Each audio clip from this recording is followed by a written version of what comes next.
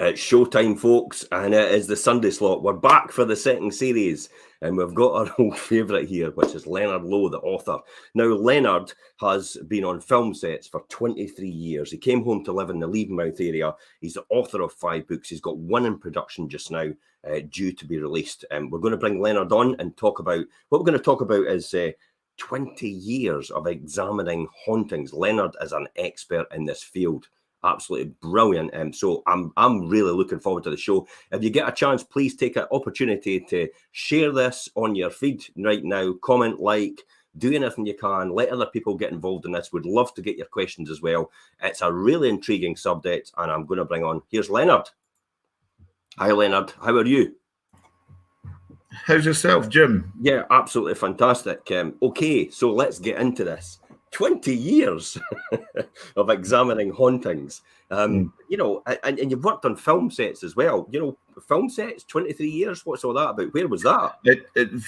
I left Largo in Scotland to go to London in 1987. Yeah. And there was too many of my friends getting married and settling down, and you know, three, four times their generation, they were never moving out the area. So I really wanted to get out and see the world. So I went to London, and I got caught up with some background staff that were working on a film called Hellraiser. Now, Hellraiser was filmed down in Cricklewood, in a wee area there called the Production Village, which was like a magic wee place. The great pub. There's a great pub there called the Production Village. And it was a whole studio. I mean, they did music videos there and occasional films. And there was a young director called Clive Barker, and I was a bit of a fan of this guy. And I went down there. Sorry? As most people are. Oh, well, wow. He was quite inventive at the time with his writings, the books of blood and everything he was doing. And Cabal was a good book, turned into a film as well. But I got down there, and I mean, my background was construction. So when there was sets to be built, I got involved there. I was basically a bystander to start with, but then they asked me, "Can you help?" And I went, "Oh yeah, Christ, I'll get stuck into this." So one thing led to another, and I went from the Hellraiser set to the Batman set with Jack Nicholson. And that was wind that back there. You said you were standing about, and then all of a sudden somebody says, "Do you want to get involved in this?" Yes. Is that a case of right place, right time, and opportunity just happened? But you've got to understand this. The budget of this film was peanuts, and there was folk coming and going. It's a film, but they're wanting paid, and if there's no money, they're walking. So I mean, I was there with my mate. Was they call him a lampy? He a lampy. They do the back lamps, and he was my mate was more working on stadiums with bands and stuff, doing the lamps and spotlights and stuff there. But he was working on this film, and I got in, and it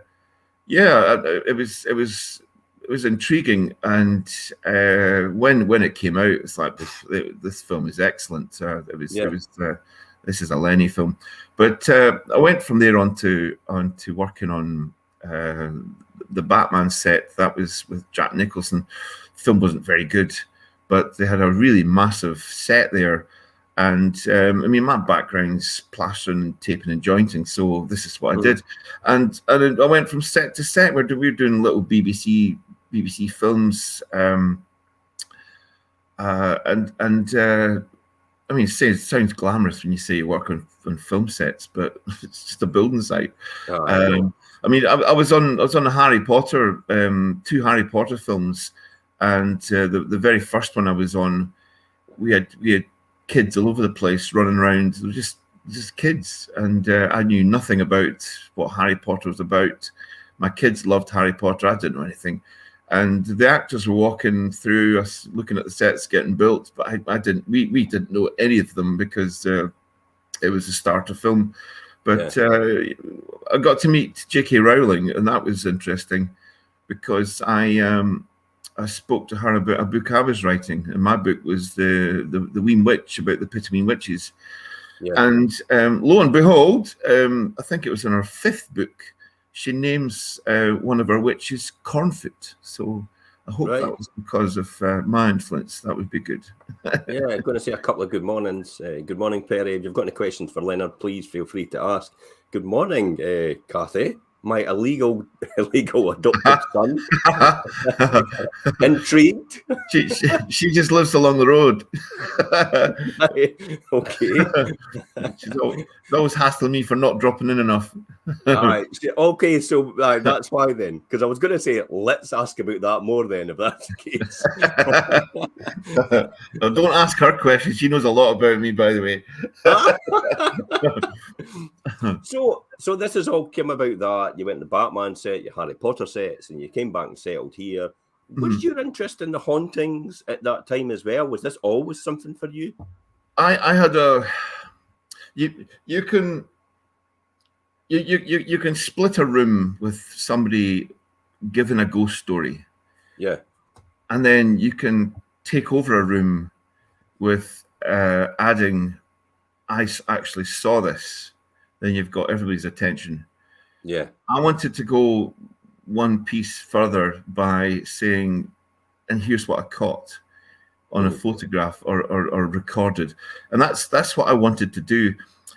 There's dozens and dozens of TV shows out there doing this now. Yeah. And you can laugh at them. They're entertainment, and I can't fault. Sensationalism more than anything, isn't it? It's nonsense. It's driven by production teams rather than actual value. It's the delight of orbs that keeps them in business, that intrigues them with having some sort of evidence. But I was 27. I've got a few brothers and sisters. But my elder sister, Lorna, took ill. She was 35. I'd be 27. And I was living in London at the time. She took ill with kidney failure. And she was beyond help and in Dundee Hospital. And sadly, we came up and we saw the last 2 weeks of her before she passed. On the night before her funeral, we've got a large house in Largo. Yeah. Old building, 1776, Rose Cottage. And so we're all prepared for the sad day of her funeral the next day. The cemetery is just up the road. But it was about 1 o'clock in the morning. I always read. I religiously read every night before I go to bed. So I read in my book and finished it, turned over, switched the light off. I got a cold blast from somewhere, piercingly cold, strange, in the house I was in, and I heard a voice, and I went, "It's me, it's your Lorna," and I turned round, and there, sitting on the edge of my bed, was my sister. Wow! Now I could see her image in the full length mirror next to the wardrobe. I could see her in that, and I could see her sitting in the bed. You know what I did? I turned around, I bit my cushion, and I screamed. And then I thought, this is my sister. And I turned around again, and she was there, and she just faded away. Now I freaked out. I absolutely freaked out. I thought I'd lost it. I got up, and I went to, this is 1, 2 in the morning. I walked up to the top of Largo Law, and I sat there. It's 900 feet high, nearly 1,000 feet high. And I sat there in the dark till morning. And then I came back down again. And it really shook me. I saw this. I know my sister. What way to react with your sister? Well, that's unusual circumstances, isn't it? But it freaked me out. I mean, I've just seen a ghost. Finally, I've seen something. And from that minute onwards, I wanted to know more. I wanted to capture on camera what I actually saw. So and I'm lucky. I hate the expression hunter. You're a ghost hunter. No, I'm not.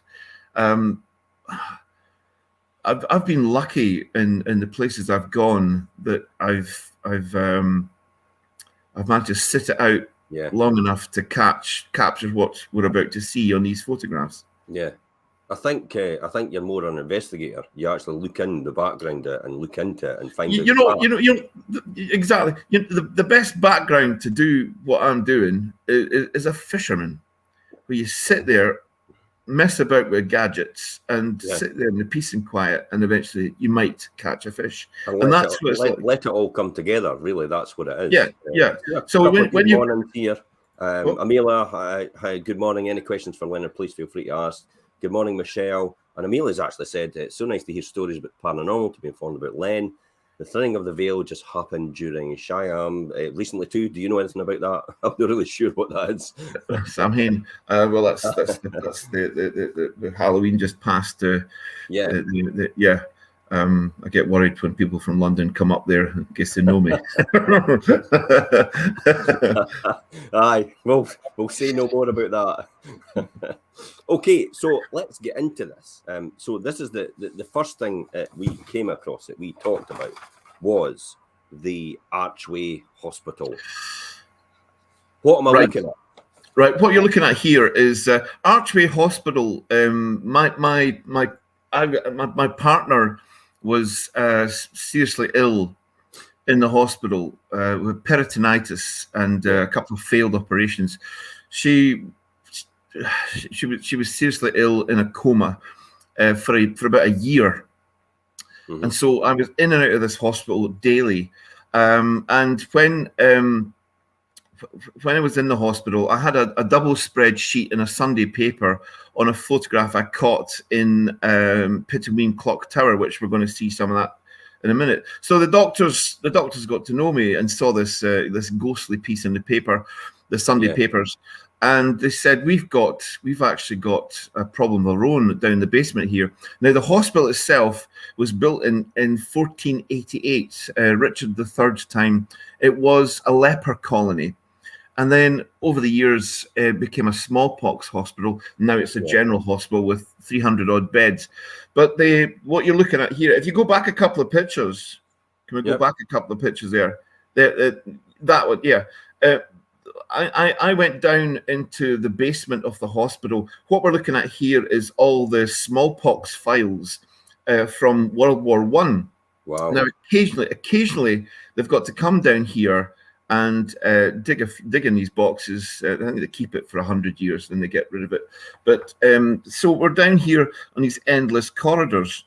They're long, they're warm, and I was there with the administrator from the PALS team, and we're walking through these corridors, and we got to this point here. If you just look at this this little hop up, this little metal hop up here, that's it. One step on from here, the woman I was with saw something in the hallway, and she got a fright. Yeah. And so I took this picture. If we go to the next picture, you can see the hop up in front of us. I've backed off. There. Yeah, backed off. There's something forming in the hall. Something strange going on in the hallway. This is a sequence of 5 photographs, and this will be the second one. Have we got the next photograph? What we have here is it's like the face of a child, face and torso of a child. If you go up a bit here, we've got a face of a child here. Now, if that's a child, then he's standing. Go up. There he is. If that's the face of a child, if that's the face of a child, then he's actually floating in the air. And what came of this was the hospital told me they'd removed about 2 to 3 feet of the earth in the place down there to fit in the units. So if you could add the 3 foot of soil, this thing would be standing on the land. Ah, right, okay. So how did you capture this? Just a normal camera, or was there a specific? No, it's just a normal camera hanging around my neck. Quickly grabbed it, rattled off about 5 photographs. That's the last one. Yeah. But the woman from the PALS team, she'd legged it. She was up the stairs. She wasn't hanging around. I mean, this is what they've been seeing. I caught exactly what they said they've been seeing. Now, this photograph went to the Evening Standard and went right round the country in about 30 different newspapers. I went to America and they discussed this on one. It was called the Travel Channel at the time. This is about 2000 and this photograph's about 2006, 2007, and it was discussed on the Travel Channel, which was a big show at the time, and went to several other newspapers out there. Even in Poland, they were talking about this in the newspapers. But it got them thinking. And to me, I got a phone call from a guy called Maurice Goss. Now, Maurice Goss, a very interesting fellow, was the chief investigator on the Enfield Poltergeist case. Enfield Poltergeist. Now, that's, you don't need to talk about that. That's a real famous case. One of the most detailed examinations of a poltergeist. And he wanted to meet me. I'm meeting this guy. I'm flabbergasted that he's to me, very interesting fellow. But he was well into his 80s. And rather frail, but we met, we talked up, and he drove me over to Enfield itself, and I got to actually go into the Enfield house where it all happened. And a little corner council house. If you watch the film The Conjuring 2, I think it is, they covered the Enfield case, but it's laughable because the Americans have Americanized the little council house. So the rooms are absolutely enormous in the film, and you can't believe what they've just done. It's got a basement. It's all nonsense. They never had any of that. It's a 3 bedrooms upstairs and a living room, kitchen downstairs. Little council house. But of course, the Americans. You're going to talk about you were present at the landscape and rebuilding of the High Barnet mental home. Oh yes, I was. Where 3 Jack the Ripper suspects ended up. Yes, at least. The High Barnet the mental home is about 250 years old. It was an embarrassment. It's where they put the mental people, seriously mental people. It was like a little city. They farmed and fed themselves. They looked after themselves. They just kept away from society. On some maps, High Barnet mental home doesn't exist because it was an embarrassment. But way back in 2000, we turned a lot of the place into flats, and I mean they had 3. I've got a strange association with Jack the Ripper. They had three Jack the Ripper suspects were held there in the actual rooms, the padded rooms everywhere. The saddest thing about the place where we worked was there was these strange little pieces of paper crammed into every little crack that you could see in the building. Strange little pieces of paper, and you pull them out. They're all suicide notes. They're all suicide notes from the inmates, and talking about give my radio to my friend Paul and give my pencils to such and such. And it's like, God, these poor people. It was interesting to be there, and we had a lot of the boy band pop stars bought houses there. I think Blue was one of them, and when they moved in, then things started going. Noises and strange people walking about the houses that shouldn't be there.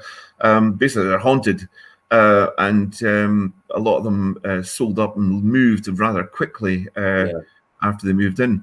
Great to hear if there's anybody still having problems down there on that. But my first book came out, the WEEM WITCH, and that was about the Pittamene witches, and my publisher is from Liverpool Street. That's where his office is.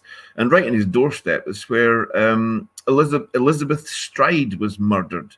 Now, that was another of Jack the Ripper's victims. And along the way, on one of my last jobs in London before I moved up here was in Crystal Palace, where we were turning into flats. William Gull's house. Now, William Gull was Queen Victoria's surgeon, doctor. Yeah.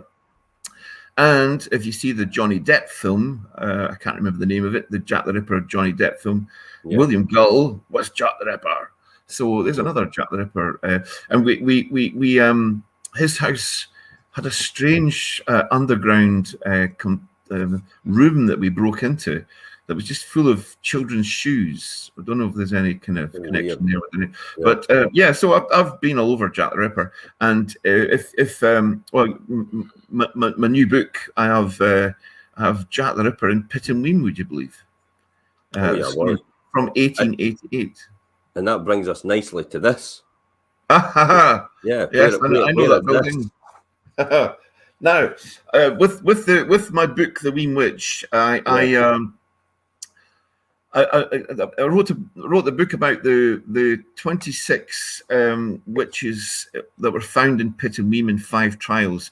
What you're looking at now is the Tolbooth Tower, which was a jail, a dungeon, and it was a debating room as well.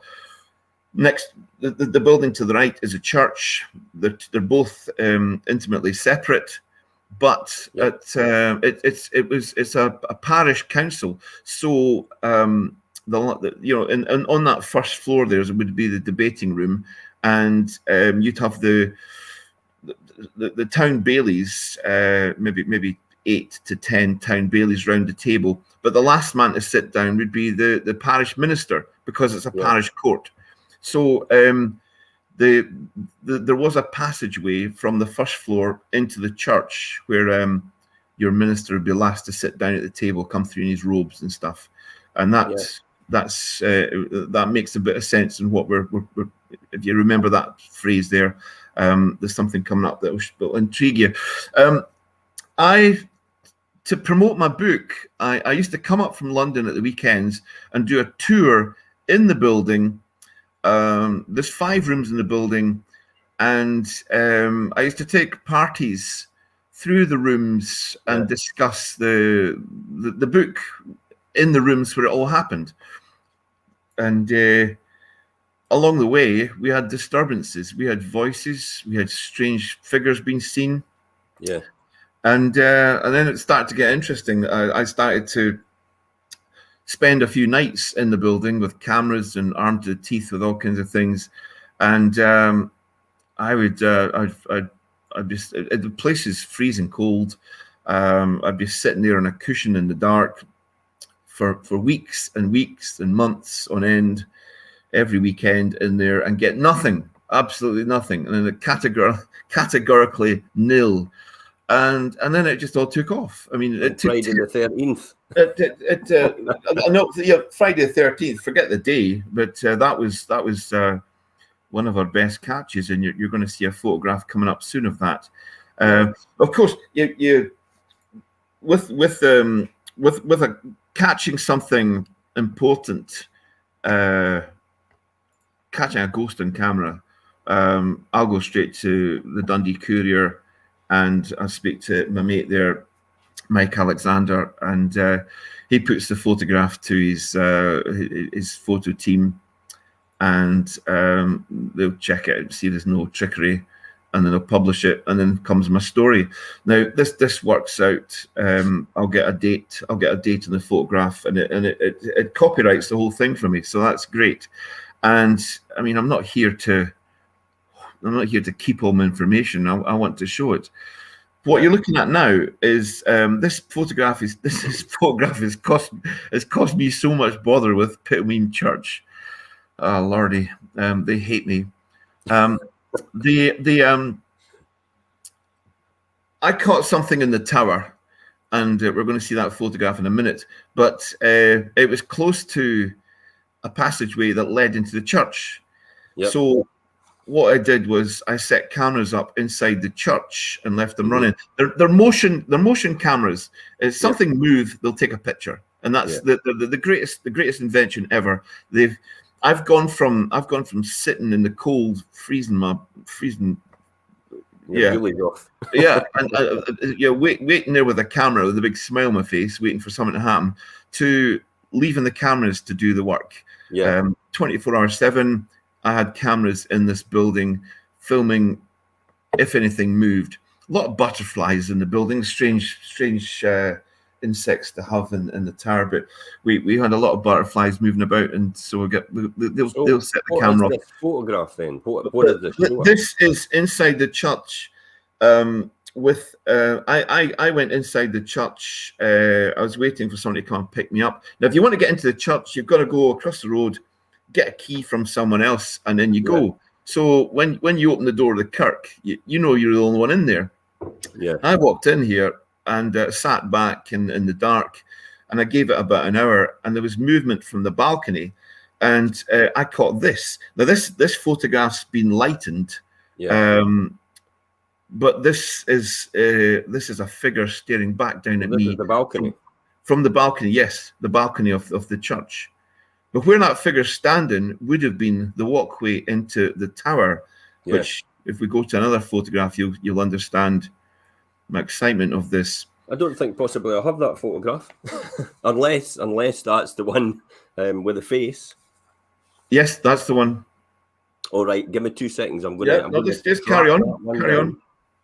I'll track that one down for you, and you just keep talking. But this figure, with doing my lectures, I'd be an hour into going through the rooms and talking about the story of the WEEM Witches, and then we'd have some background. Somebody's talking over me. Somebody's talking upstairs, and this would be intriguing because it's going on. There's no trickery. It's going on as I'm there with 10, 15 people. Yeah. Give me 2 seconds. I'm going to try and share it again because it's no picking it up. Hopefully it'll pick it up. There you go. This one. Is that the one you're thinking about? No, that's me. All right. Okay. I don't think I have that other one. Okay. Unless it's on another one. But that's. I mean, what's your? I mean, are you really worried when you're standing in there and these things appear? Or do you just get used to it? Do you desensitize yourself to it? It's like standing in a field and a deer suddenly pops up, and you go, "Oh, there's a deer." That's the same situation I'm in when I'm in haunted buildings. You get a certain feeling for places, and you can there's a heaviness to the places sometimes. I'm quite sensitive. I can feel things. And prepare myself for what's coming. But in the tower, I had the building for 17 years, so that I've got maybe 5 catches in 17 years of that building, which you've got some of them there. I'm sure the photographs, but that's 17 years of evidence. I got 5 photographs. We've got. Got some amazing sound. We had a couple of guys on the first floor, a couple of my friends, and they were filming themselves with a recorder in the background, and they filmed themselves talking away, and it suddenly got bitterly cold, and out with their talking, they never heard it, but they recorded it. Comes a gruff voice, and it says, "Sheks, come bring 'em." Sheks, come bring 'em. And they when they got this footage, said, "Can you help us out with this? We don't know what this is." And I went, "This is actually incredible, because what you've got here is a guy talking ancient Scots, and we're in the torture room, and one of my props on the wall, which would be hanging beside me, was a ball and chain. Now, in Old Scots, that was called shackles in Scottish. And basically, what this is in your room has just asked you to pass the ball and chain. Sheks, come bring them. And It's to not me as that if was anybody would ever know that dialect or that. no, not at all. So, But sheiks can bring them, and yeah. it was in the torture room. So to get that full sentence, I thought was incredible. We're on the right track anyway. Yeah, amazing. So we'll jump onto this one, the Leaving Pit Pony. Now, I did a lecture. There's no photographs for this one. This is just a story. Yeah, but it's quite an amazing story. I did a lecture in Mark Inch on hauntings and ghosts. Me and my friend Roger Wilson, we do these lectures. He's like my technician, sound guy. He's fantastic with all the audio stuff we pick up. But anyway, we had a woman that came to me after the lecture in Mark Inch, and she said to me, and she was an old dear. She was late 70s. She said, "I live in Methil." I went, "Okay." I said Methil, and I go to bed at night, and she said, "But I sometimes hear horses screaming coming from my kitchen." And I went, "Well, that's interesting. Horses screaming. Are you sure it's horses?" And she went, "Yeah, it's faint, but it's definitely horses, and they're all in distress, So this is to me. You get there is such things as echoes from the past, and I've experienced that with in the tower and certain locations. So I thought maybe your house used to be a place to do the horse's feet. What's it called? There's a name for it. But oh, right, the blacksmiths. Not blacksmith. They've got a name. Sorting out the horses' feet and stuff like that. Yeah, so it used to be common as anything. But or you look for a connection. You look for a connection as to why that would be the case. Exactly. I mean, I've got to do the history on this. I went to the house. I went to the woman's house, and she's got a wee downstairs council house, 2-bedroom, lovely setup. Photos of the Grand Bairns on the mantelpiece, and the place was smelling of bacon, and it was a homely, nice place. And I stayed there. I never heard a thing. So I said, "Look, I'll do my research and see what I can do." And you know what it was? I got I've got a book on the history of East Fife. A guy wrote the history of East Fife, and he's got some photographs of the old East Fife ground, where there's nothing but a railway track going through it, and it's a field. Methil's been so built up recently in the last 100 years, it's unrecognizable from the 1900s. But in this photograph, there's 2 pit bings. This is coal pits, Leaving Pit 1 and Leaving Pit 2, they were called. And I'm looking at the location, I'm going, that's very close to her house where she lives now today. So I got Methil Coal Mining Museum, and they managed to confirm this woman's house is where Leaving Pit 1 Bing was. So that's the mine shaft. And so I went, okay, like horses down the mines. Let's go there.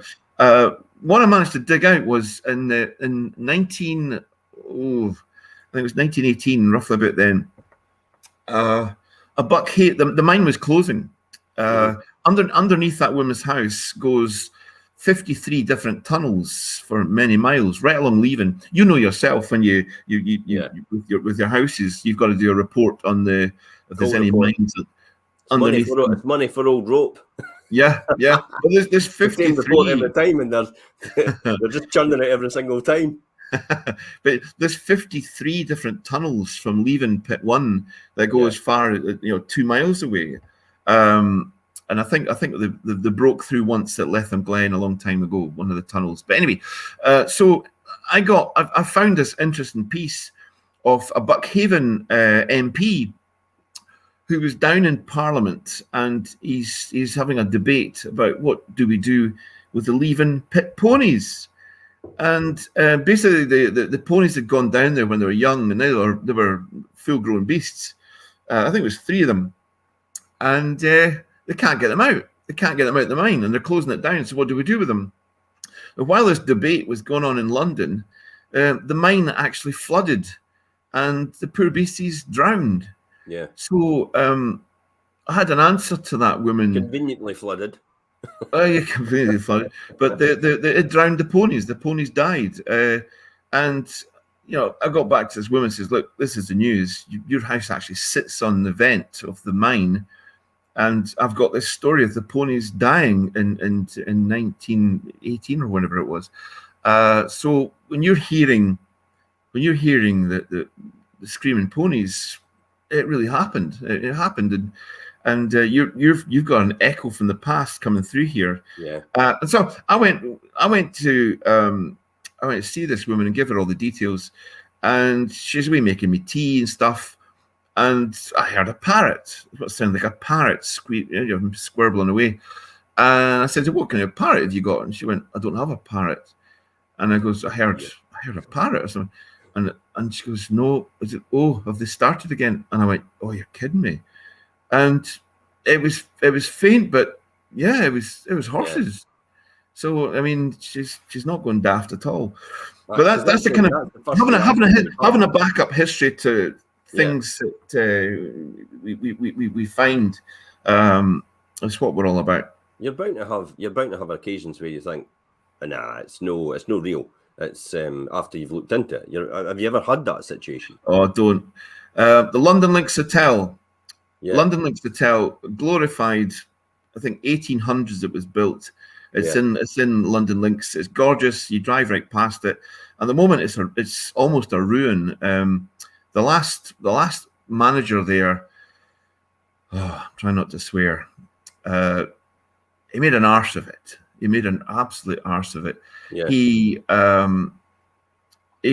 tried to make it into a really, really posh place. Yeah. With a French menu. So folk were going there. The menu was in French. Yeah. And so the poor waiters were sick and tired of trying to tell folk what they're going to be eating. And he just went about things the wrong way, and of course it collapsed and fell about him, and it's been empty since. I don't know what's happening to the building. So was that haunted or anything like that? Or well, there's on his menu at the back page. He had a page about this place is haunted by a maid who keeps putting lights on, etc., etc. And I said I'd like to try and find this maid if I can, setting up my cameras and stuff. And he said, "Oh yeah, it'd be great. And he'd catch this ghost thing." So I put my cameras up in one of the rooms. He said it was haunted, and left them running. You know, motion sensors and all kinds of stuff. I've got wee sneaky cameras that you'd never know they're cameras. You know, I can hide them anyway. I usually have a camera watching a camera, and I did that in this case. And so when I got the cameras back. I'm looking at what has been filming, and halfway through the night, there's a groan, and the camera sort of moves about and falls down. And I went, that was weird. And then on the secret camera that the owner never knew about, which is filming the camera, here's the window behind the camera opening, and the owner coming through, getting the camera and rattling it about. Nothing gets people to a hotel more than knowing it's haunted. Crazy. So you gotta be wise in that one. But me and my pal Rog, there's two of us that do this, and we recently went to Pitt and Weem. Really strange case where a guy in a farmhouse there. He's like a 600-year-old farmhouse, and he's ripped off all the lath and dry lined it and did the house. And in the walls of the house popped out 3 mummified cats. And we've got photographs of these. And when he got in touch with me, I went, wow, this is brilliant, because where your house is was a haunt for witches in the records. They called it the Witches' Loan, the back of Pitt Meem. So your farm is out with the parish boundary, and you need to protect your house. And what this is a way of protecting your house against witches. If he dug up his front doorstep, he would have found bones under the doorstep as well. This is an example where you sometimes get witch bottles with little protection curses hidden in the walls. I've got one here. There's one here. Yeah. I've got 1600 on this. This was found in Charles Street in Pittenweem in 2005, and it would have all kinds of charms and nails, and usually the hair of the witch that they thought. And it was protected. But anyway, the guy took the cats out the wall and just got rid of them. And the minute he did that, his house came alive. Yeah. But this was really violent. He had his wife was punched out cold on a couple of occasions when there was no one in the house, and he got me and Rog in, and we set up cameras, and but we got absolutely nothing. You know, three visits, we got absolutely nothing, and that's how it goes. We actually talked previously about one in West Shore, didn't we? I had to check with you because there was stuff behind the wall, and then but it transpired it was actually a wheat sheath, and it was good luck. So they had actually taken it. They had stripped it all back to the bear, but they had actually put it back into the wall because they realised it was good luck. But that was an interesting one. It's just that Amelia actually said, "Jim, have you ever sold any haunted houses?" Not that I know of. Not that I know of, but I've just sold the Balcormy Hotel in Crail, so I don't know. Built in the early 1900s. You never know. We'll soon find out if that's got any history to it. Who are you going to call? The St Andrew's Nun. Oh, this is brilliant. This is not my photograph, but there's a fellow who's a very keen fisherman from Largo, and his name is James Haney, and he sent me this photograph. Basically, it's a great story. This is really special catching this because it's just like the Methil woman with the screaming ponies. There's a history to this photograph. He's fishing. He's got two pals. He turned up at the St Andrews Harbour, and he's going to go fishing. This is what he does. Mm-hmm. Now, one of his pals had already gone to the end of the pier, and him and his pal were going to do beach casting from the sands. When in the dark, it was about 10:30 at night, they noticed this woman walk across the sands. The woman left no footprints. She kind of just glided across the sands, and she went down the pier. Now, they got a close look at this woman, and they said her face was a mess. Her face looked like wax, all cut up. And they said, me and my pal just went, "That's it, we're off." And they started packing up, but they're packing up, leaving their pal at the end of the pier, still fishing away, not knowing what's going on. So when their pal came back, they were gone. But they were packing up, and they're in their car, just about to reverse, when the nun, this figure, started walking back. She walked back across the pier towards them. This is the only photograph they got, but it's a cracker. Now, there is a history to this. A nun has been seen on this walk by the cathedral church many times. Her history goes that she was, I think it was in the 1500s. There was some bloke was romancing her, and she decided that she was going to be a nun. Mm-hmm. And so that's his ambitions going out the window. So the guy was so upset about getting let down, he actually committed suicide. And but sorry, before that, the woman to spurn his advances, she cut up her own face. She cut up her own face to put him off, and she became a nun. And that, because of this, the guy went and hung himself. And the woman, the woman in utter despair at this, wasn't long for this world either. But her figure has been seen right through the centuries and been written by many 19th century St Andrews authors, and it's the same story. But catching this in this day, fantastic. But when I put this photo to the newspapers, I had a follow-on from a girl who she was like the Saturday night driver Our sister's on the lash in St Andrews, and she's waiting to pick her up. And she was in a car park at the back of a place called Ziggy's. I think that's a pizza place. And she's in the car park and sitting there, and she says, I'm just sitting outside the car having a fag. It was really cold and dark. And I said, straight out of the bushes came this nun. The place is walled off. She just appeared out the wall.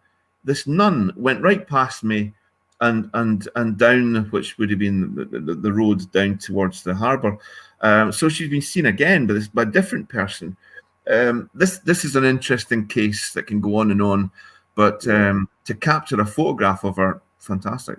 Yeah, and one which is local here. I mean, this must have been an amazing castle in its day. But what you're looking at here is New York. Is New York Castle in St Monans, owned by the Sandyland family for a few hundred years. Now, there was a battle fought here, which I wrote about in a book called the Battle of St Monans in 1548. 1548. The English came across from Musselburgh, which is just straight across the coast from this picture, and they landed here.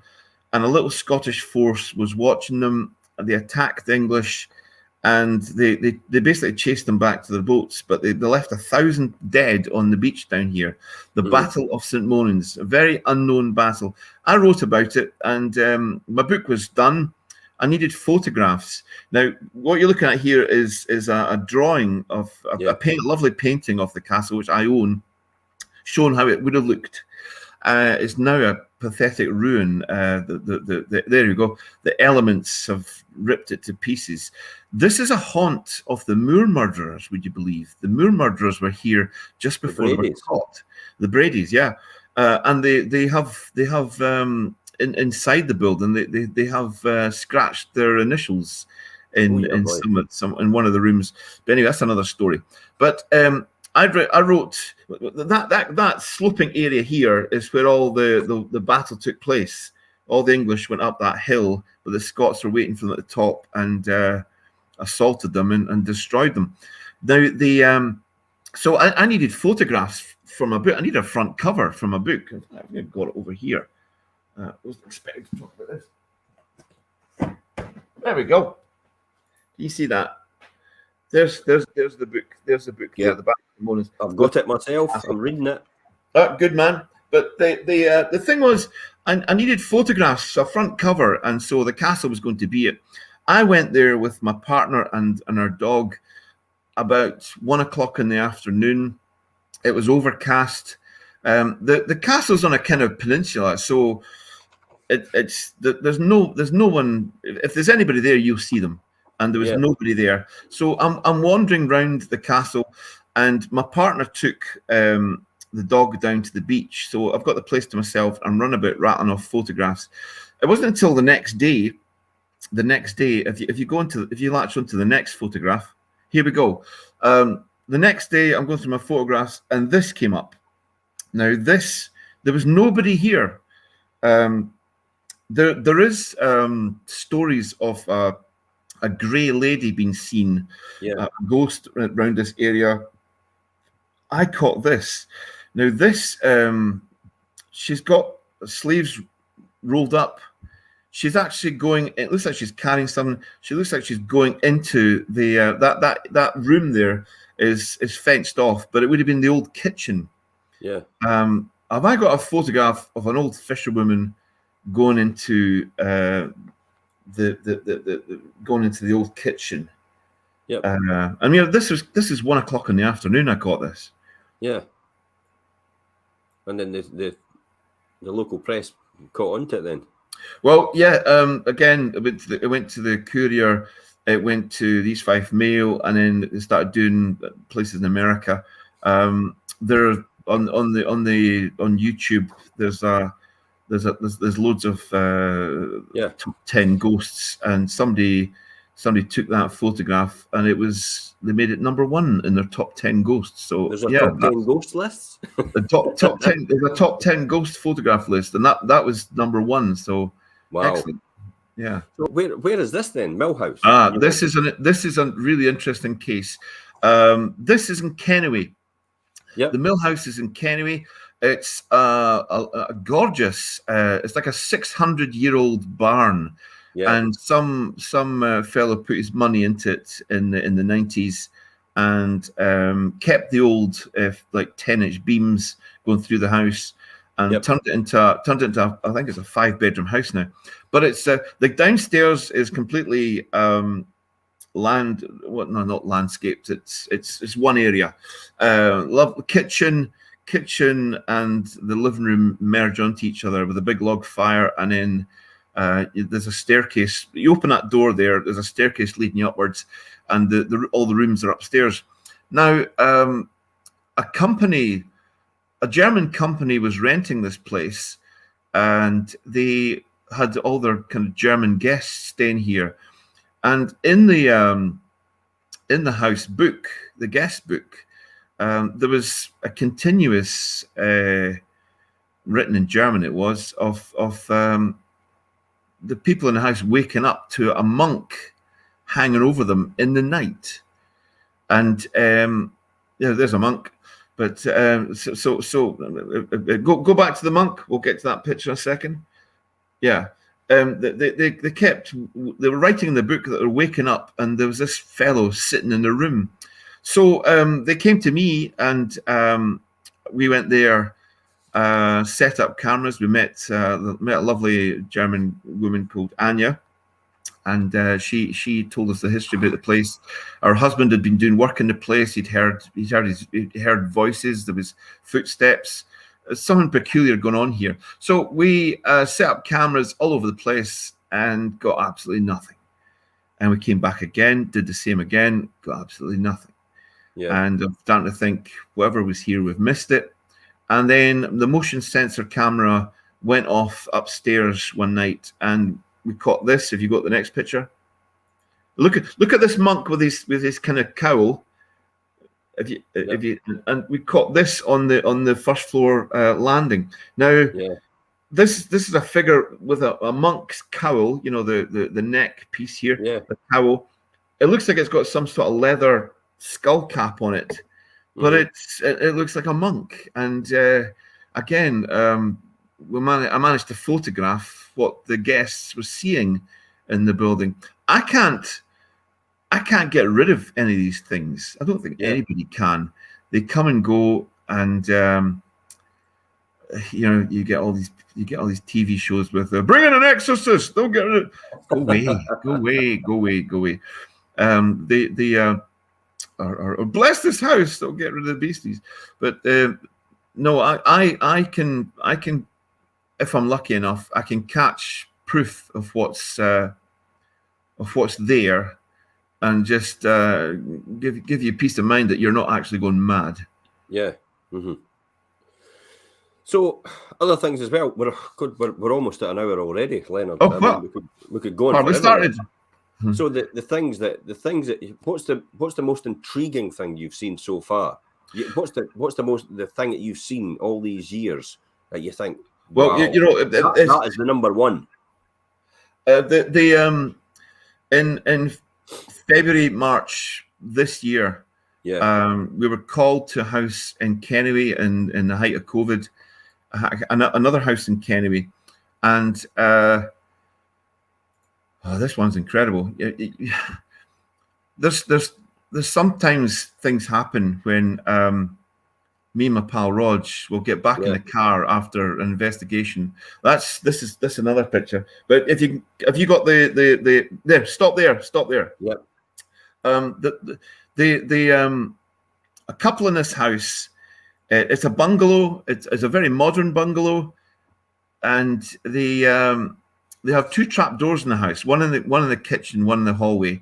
And they said that they kept getting slaters coming down the trap door. The slaters love the damp, so they went, "No, we're getting rid of these." So they went. One of them went up, and they'd had the house about 8 years, and one of them went up in the loft, and in the loft they found a suitcase. Now they brought the suitcase down and opened it up, and inside the suitcase it's full of Masonic clothes, Masonic robes. Yeah. little mallet things, and I'm not too keyed up on the Masons, but this is what it was.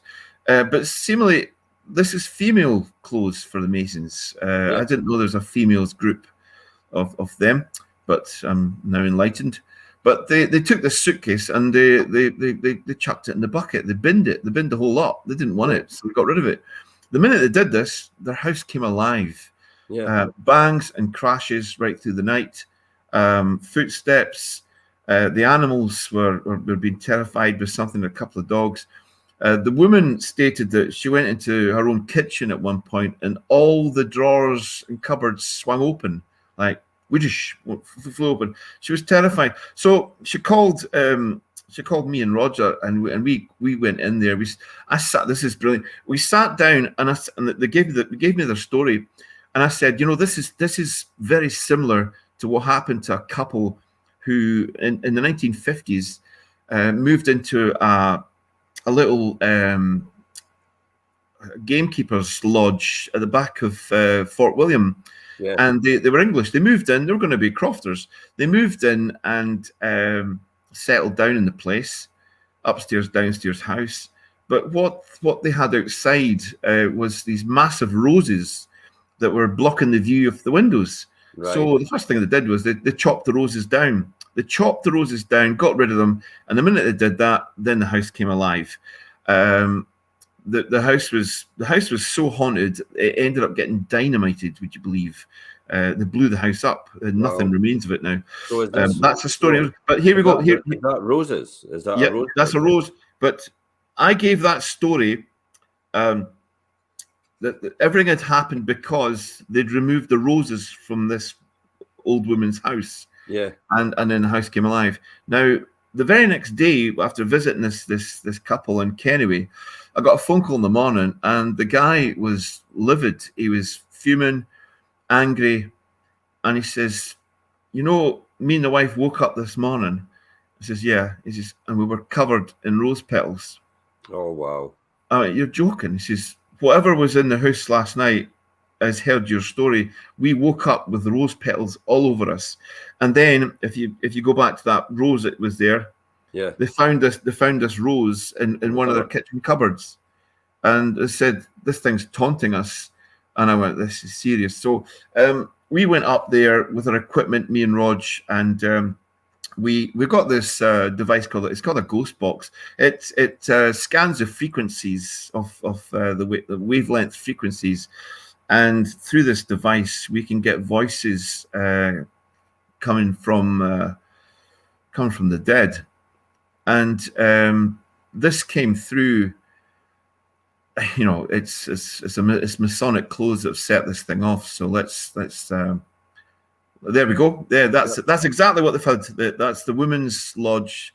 I don't know what the name of it is, but that's her regalia. There is what they binned to set this thing off. Well, this through the ghost box, we had a man's voice, and he was swearing at us. He was telling us to F off, and it was really vulgar. And so during the night, we decided to stop, and the woman of the house says, "Do you like a cup of tea?" I says, "I'd love one." So she's got this kind of wee corridor to her kitchen. So I was in the corridor just speaking to her back as she's putting on the kettle and basically making a cup of tea. And we're talking about what's gone on so far, when bang in the kitchen, she screamed, and kettle went everywhere. And I'm what the hell's just happened? It was a big bang. And she opened up the cupboard. If you go to the next picture, the one with the plate there, inside her cupboard, this plate had just exploded inside the cupboard. Wow. It blew up. And I'll go, did that, what the, speechless. That's me with the bits of the plate. Yeah. You can see the cupboard behind me. The plates are halfway up in the shelf. There was no trigger device. There was no explosive. There was nothing it could have blown that. Nothing set up to explode that plate. But then on the spirit box, my next one, all we got was laughter. It was laughing at us. What you've got here, this photograph here, this is from my heat-seeking camera. I've got a heat-seeking camera which picked up this figure standing next to a window. So we've got a figure in the house moving around. This thing got exceedingly violent. We're dealing with a poltergeist. Now, this is my first case where there was things going on around us. There were just incredible evidence. The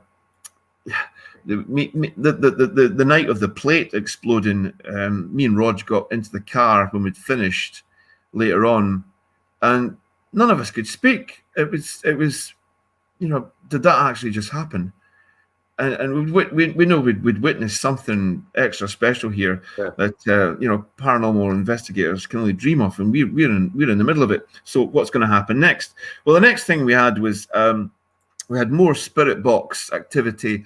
Well, this thing is it gave its name. I can't give the name here because it's the name of the house, and they want to remain mainly anonymous. But it gave the name. It gave the name of the house. And the next thing we had was, if you got the next photograph, is the one of that? Yeah, stop there. This is in the bedroom. The owner of the house was outside in the garden. His wife was away shopping or something when he saw something fly past the window inside. And when he went to go and investigate, his curtains had been ripped down from, you know, something had grabbed hold of the curtains and ripped them across the room. There was you're looking at the window there, that's another vase, but there was a glass vase there that shattered into millions of pieces all over the floor. Nothing touched it. These curtain rails are where they were found. Nothing touched the glass thing. It just shattered. But you needed a bit of force to pull this out of the wall. The brackets came with it. Is there another picture there? There should be another one with Roger holding up that one. There he is. This is my pal Roger. He's holding up the curtains as we found them. A total destructive force, because they threw away the Masonic robes, and it's amazing what will trigger off something. Yeah. But this thing lasted about 6 weeks and then finished as soon as it started. And it's a happy home now. There's nothing there. The owner's daughter had to move out because she wouldn't stay in the house with what was going on. She was a bit touched about the whole affair. But now it's gone. I mean, that was the final violent. That was the final violence before it calmed down. Yeah, Speenbridge Church. Speenbridge was. I like to go to areas where I'm obsessed with the witch trials and gather as much information as I can. I was up in Speenbridge. I take my holidays up there. We hire a cottage and we go looking at old places.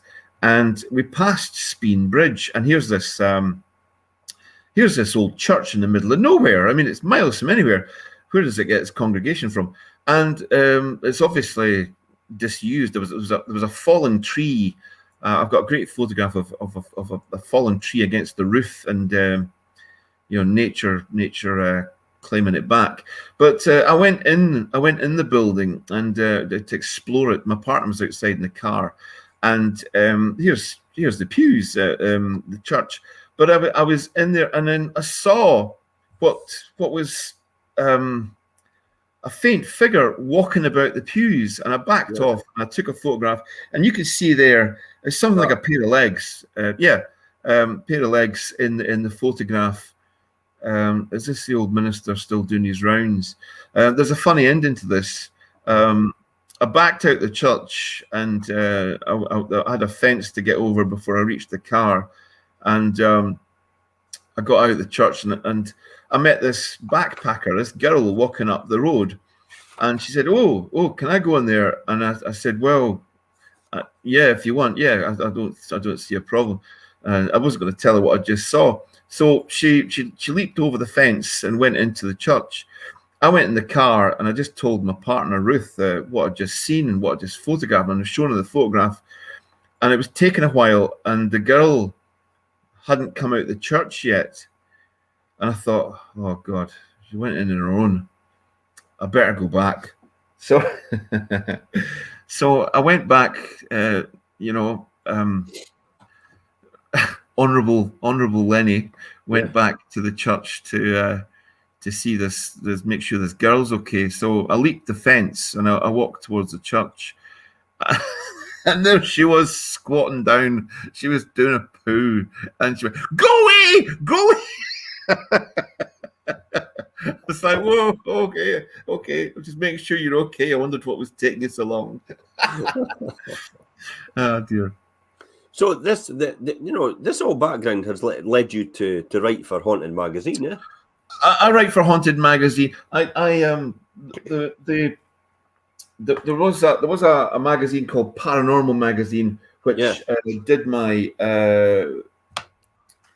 Archway Hospital story, and that was the first time it got published. But it's been in loads of magazines now.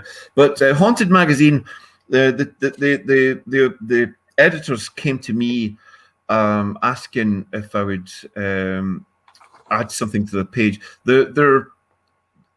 I read the 14 Times, and the 14 Times it's been going on for 30-40 years now, and it's an interesting enough magazine, but it holds its interests in so many diverse ways that you only end up reading about 30% of the magazine, which the rest is just nonsense.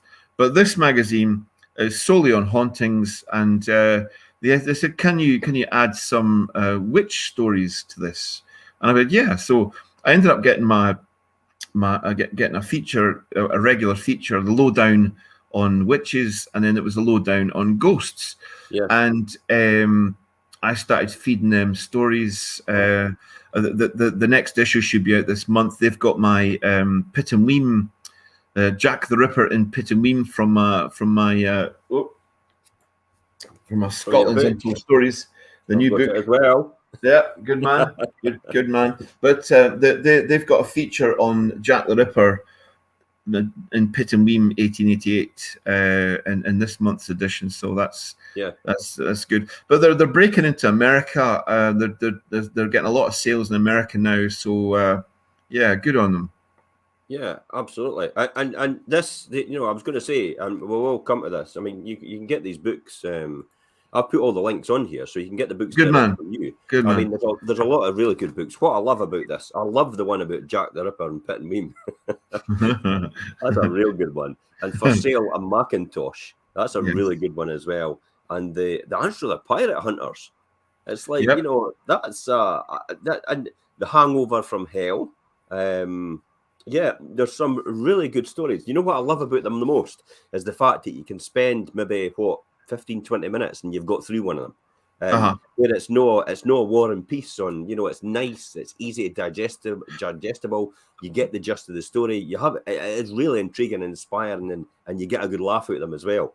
Some of the endings are actually the you know what it reminds me? Tales of the Unexpected. So that was Roald Dahl, was it? No, it wrote that.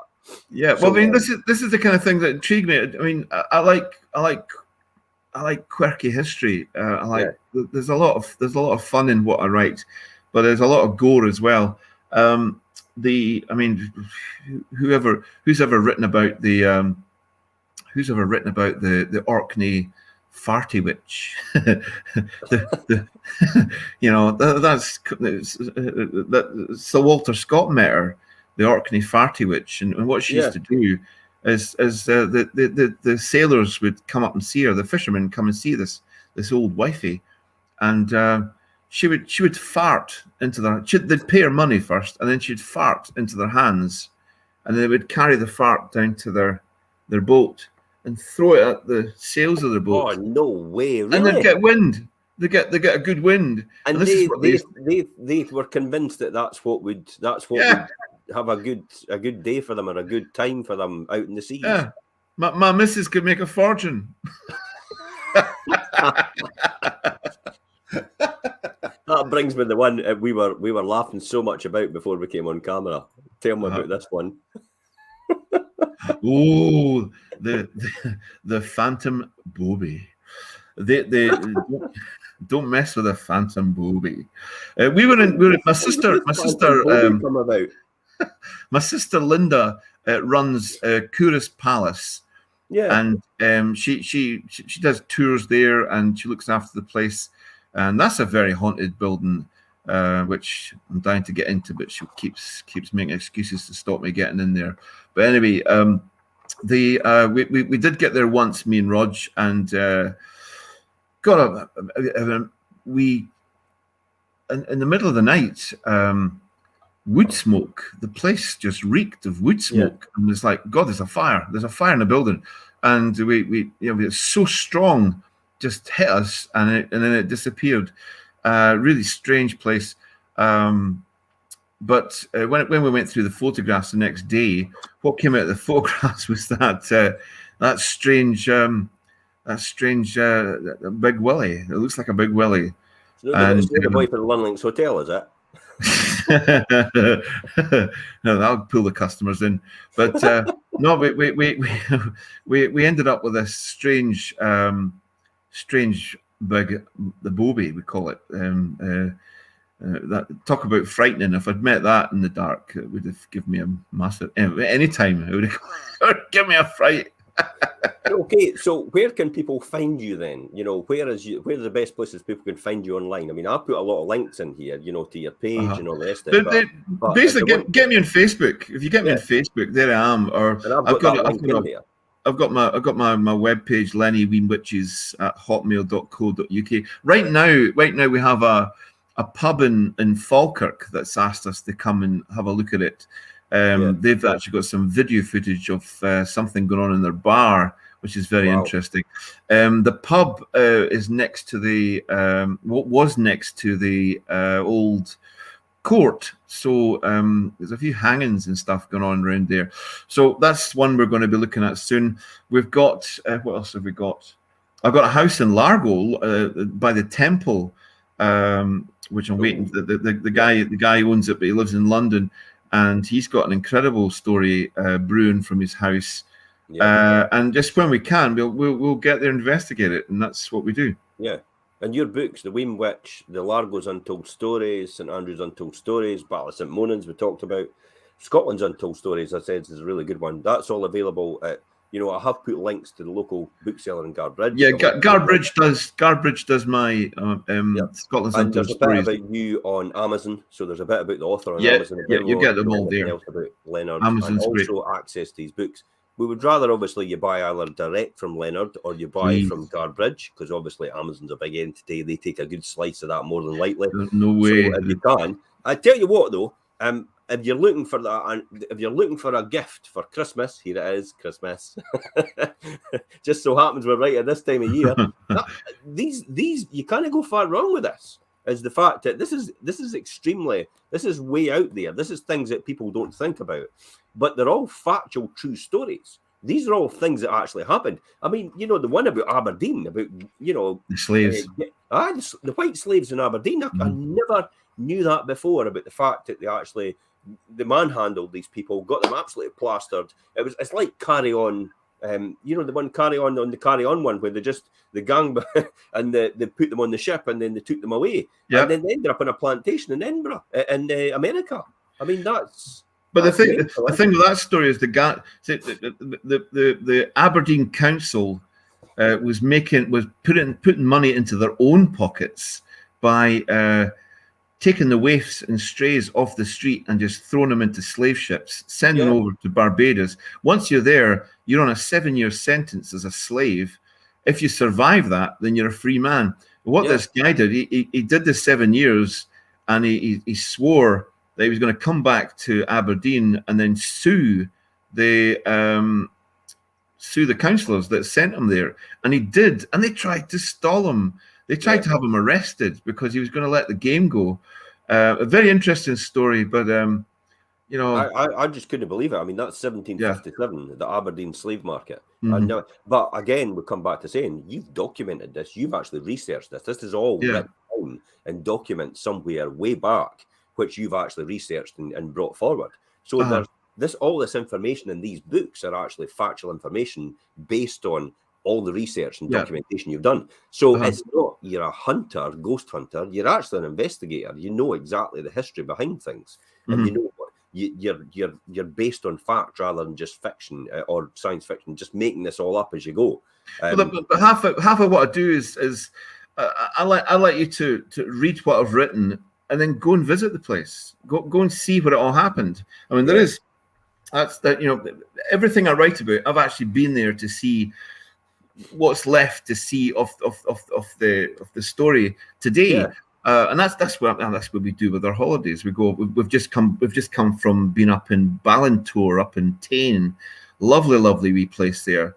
But and out of that holiday, I've ended up with a story of 1853 witch hunt, where the old way of getting rid of a witch was to strike her above the breath, which is a forehead. And we got a guy in 1853 that terrorized this woman and basically tried to bash her head in because he was convinced that she'd put a spell on him. And I went to court, and the guy ended up doing jail for it. But it's 1853. That's a story that intrigues me. Yeah, fantastic. If anybody's watching this in the rerun, please feel free to make a comment if you want, share it with people as well. If you've enjoyed the show, please share it with your community pages. It's good fun that everybody gets involved in this and gets to know about this, because it is based on history. It's not just made up as we go. And thanks for coming on the show, Leonard. Absolutely fantastic. No problem at all. Yeah. So next week we've got Mark Wilkinson. Mark Wilkinson was a house Ministry of Sound DJ. It all went to pot at one point in time. He was on the pinnacle of his career, and it all came crashing, burned down. And Mark's resurrected his career, and he's sailing away. So he's going to be talking about his book Life Remixed next week. And from everybody here, Leonard, thanks again for coming on the show, and bye-bye for now. See ya.